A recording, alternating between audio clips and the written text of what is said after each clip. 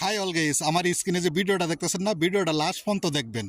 কারণ যারা বর্তমানে সরকার আছে, নাহিদ, আসিফ মাহমুদ, ডক্টর ইউনূসের উপদেষ্টারা, তারা ছাত্রদের জন্য চাকরির ব্যবস্থা করছে।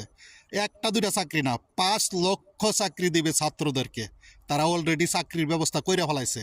যারা ঢাকা বড় বড় বিশ্ববিদ্যালয়ে এই গবাদি ছাত্ররা, মেধাবী ছাত্ররা, তাদের জন্য 5 লক্ষ চাকরি রেডি করছে। চলেন ভিডিওটা দেখি, তারপরে কিছু কথা বলবো। সরকারিভাবেই আমরা আগামী 2 বছরে অন্তত 5 লক্ষ কর্মসংস্থান তৈরির একটা চ্যালেঞ্জ নিয়েছি। সকালে যেহেতু একটা ট্রাফিক একটু বেশি প্রবলেম হয় এবং বিকালে দুইটা টাইম, এই দুইটা সময় 4 ঘন্টা করে স্টুডেন্টরা এই পয়েন্টগুলোতে ট্রাফিকের দায়িত্ব পালন করবে। শুনছেন তো সবাই কথাগুলি। মেধাবী এবং গবাদি ছাত্রদের জন্য কি চাকরি ব্যবস্থা করা হয়েছে?